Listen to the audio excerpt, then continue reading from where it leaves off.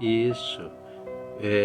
Eu sempre falo que é muito importante nós irmos na igreja, é muito importante. É muito importante nos congregarmos, mas eu não falo de igreja X, de igreja Y, de igreja N, não.